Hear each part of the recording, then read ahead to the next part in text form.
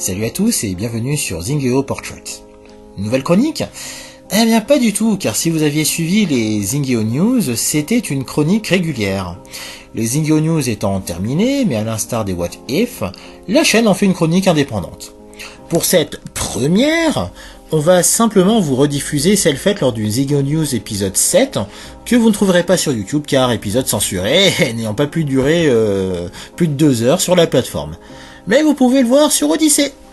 Donc, écoutez notre cher et tendre Lolexi, qui avait parfaitement décrit la personne dont nous allons parler, à savoir celui qu'on surnomme El Blancos ou Manu la Tremblote, j'ai nommé Manuel Valls.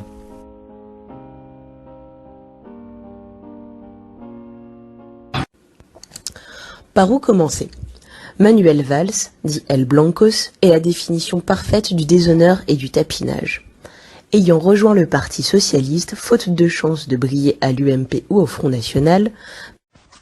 Bonsoir à tous, je m'appelle Manuel Valls et je suis de gauche.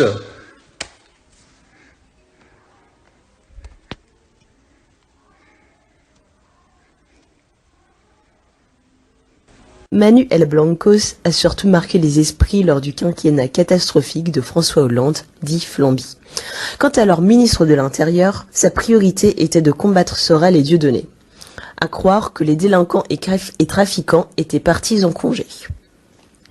Celui qui plantait des arbres pour le peuple palestinien. Je pense évidemment peut-être d'abord aux habitants de la bande de Gaza, enfermés, qui vivent une situation infernale dans tous les sens du terme, et bien sûr à tous nos amis du camp de Khan Younes, avec lequel notre commune a signé un accord de coopération décentralisée. Et le même qui se sentait ensuite de manière éternelle lié à Israël. Par ma femme, je suis lié de manière éternelle à la communauté juive et à Israël, quand même. Donc je ne viens pas ici pour recevoir des leçons de brevet de lutte contre l'antisémitisme.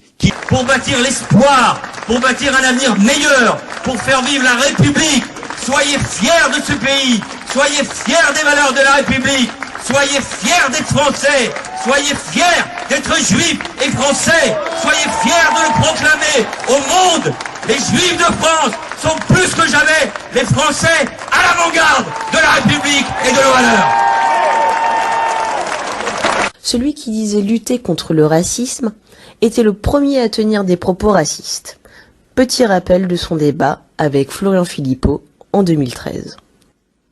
Vous avez eu, excusez-moi monsieur Valls, des propos extrêmement racistes à Évry. Vous savez, vous avez parlé des whites, des blancs, les blancos. Mettez-moi quelques blancs. Mais ça, je vous ai déjà entendu chez cet argumentaire. Répondez précisément, répondez précisément à la question que vous êtes posée. La réponse que je souhaite, monsieur Valls. Oui. Vous avez dit ça à Évry. Vous avez dit belle image de la ville d'Évry. Ça vous gêne que je rappelle ça, mais c'est sur Internet. Mais non. Enfin, pour l'instant, tant que vous ne l'aurez pas censuré. Mais ça ne me... Ça va bien? Ouais. Belle image.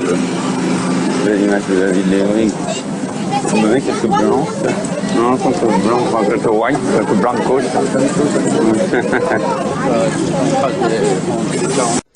Malgré une explosion de l'insécurité, il a été promu Premier ministre. Et ce fut pire. Usant le 49.3 à tout bout de champ, un grand merci au jeune Nolan pour ce geste que tous les Français voulaient faire. Après sa défaite à la primaire PS pour les élections de 2017, El Blancos a trahi son camp, se ralliant au poudré dans le but d'avoir un poste. Je pense qu'il ne faut prendre aucun risque pour la République. Et donc, je voterai pour Emmanuel Macron. Et ce fut le point de départ de cette déchéance. Ayant triché pour devenir simple député, sa piètre violoniste de femme de l'époque, Anne Gravoin, l'a largué. La rétrogradation étant sans doute trop dure à supporter, El Blancos se mit en couple avec la camionneuse d'En Marche, Olivia Grégoire.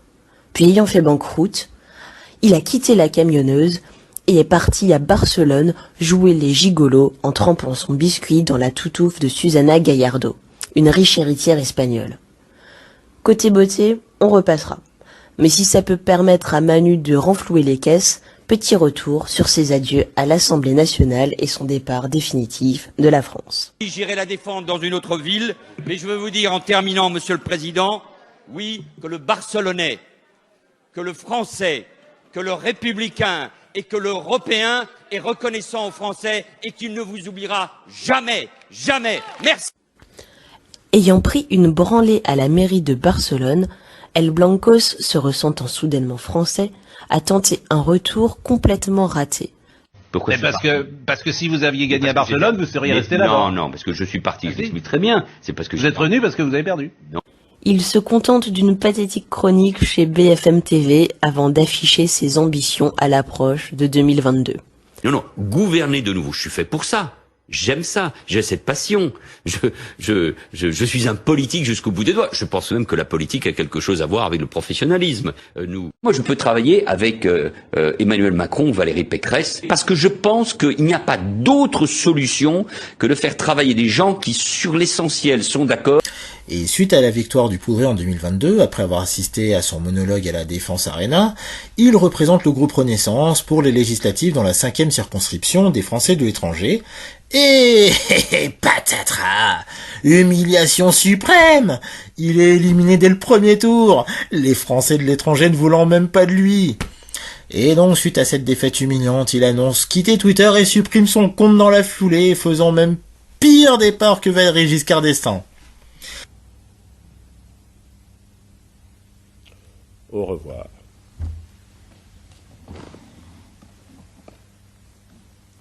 Au revoir.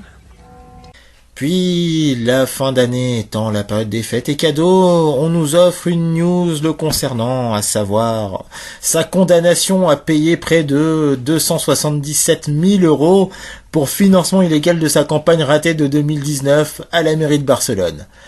Mais bon, vivant au crochet de Susanna, nul doute que l'ardoise sera vite effacée. Jusqu'à la prochaine humiliation. Quand on vous parlait de manque de dignité,